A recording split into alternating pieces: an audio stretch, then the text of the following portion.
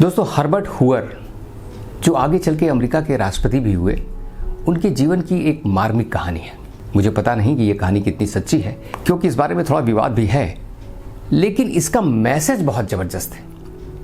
Herbert हुअर जब Stanford में पढ़ रहे थे तो किसी वजह से कुछ फाइनेंशियल क्रंच के शिकार हो गए।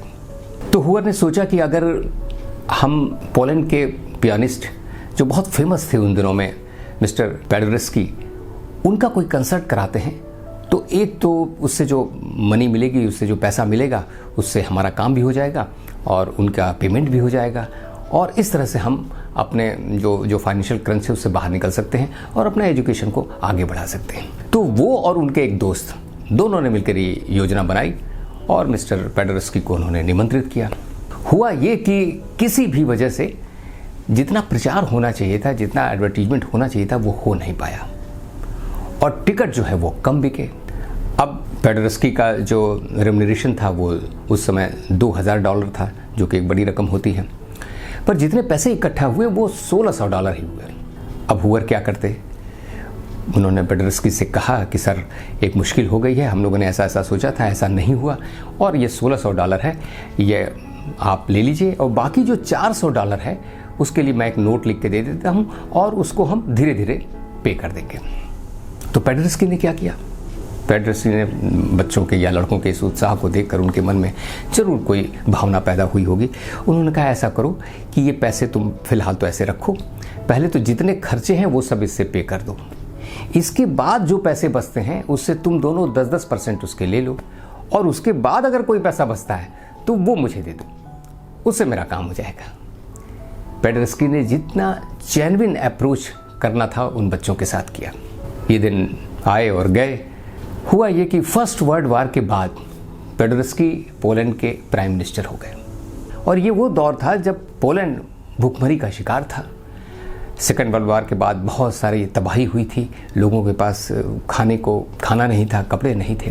तो एक आदमी था जो इस मुश्किल से पोलैंड को उबार सकता था, और वो थे मिस्टर हुअर। मिस्टर हुअर उस समय US food and relief fund के जो इंचार्ज थे। पैडरेस्की ने उनको पत्र लिखा, हुअर ने इस पर तुरंत रिस्पॉन्स किया और हजारों टन फूड उन्होंने पोलैंड भेजा, और पोलैंड के हजारों लाखों लोग जो थे वो कम से कम इस मुश्किल से उबर कर सामने आए। पैडरेस्की ने सोचा कि इस महान भाव को जिसने इतनी मदद की है उनको तो हमें धन्यवाद कहना चाहिए, और इस बात के लिए वो पेरिस गए। जब वो पेरिस में हुअर से मिले और उनका धन्यवाद किया तो हुअर ने कहा कि इसकी कोई खास ज़रूरत नहीं है, वैसे ठीक है, क्योंकि आपको नहीं पता कि जब मैं स्टूडेंट था तो आपने मेरी कैसे मदद की थी। पैडरेस्की हुअर को पहचानते नहीं थे, लेकिन हुअर ने वो बात याद रखी थी। तो दोस्तों, कभी कभी आपका किया हुआ एक छोटा सा काम, एक छोटी सी मदद, एक छोटी सी मेहरबानी आपको ही नहीं पूरे समुदाय को लाभान्वित करती है, उन सबके लिए कारगर साबित होती है। जैसा कि पैडरेस्की के टाइम में हुआ। पैडरेस्की जिस समय ऐसा कर रहे थे उन्हें नहीं पता था कि फ्यूचर में ऐसा कुछ होने वाला है, या वो कर सकते हैं या होगा। उन्होंने तो बस एक बच्चे की मदद की थी, और भविष्य में देखिए वही बच्चा एक ऐसी जगह पर पहुंचा कि केवल पैडरेस्की की ही मदद नहीं हुई, उनकी वजह से पूरे देश की मदद हुई। तो अगर आप एक अच्छा सा काम करते हैं, किसी की मदद करते हैं या कुछ ऐसा जेस्चर शो करते हैं, तो केवल शायद आप अपने लिए ही नहीं कर रहे हैं, अपने घर के लिए, अपने परिवार के लिए, अपने समाज के लिए, और शायद अपने देश के लिए, और कभी कभी तो वो पूरी मानवता के लिए भी होता है। दोस्तों, हो सकता है कि आप कहें, यार कि ये कैसे संभव है अखिलेश कि आपने किसी की मदद की, और ऐसा तो कभी कभी होता है। निश्चित रूप से ये कहानी भी इसीलिए है, और इसीलिए तो एक कहानी है। अगर ये हमेशा होती तो ये कहानी जैसी बात क्यों होती इसमें। लेकिन एक बात तो है, ये हो सकता है जिस आदमी की आप मदद करते हैं डायरेक्ट वो आदमी आपकी मदद न करे, पर यह भी सही है कि जो कोई भी आपकी मदद करेगा, हो सकता है आपने कभी उसकी मदद न की हो।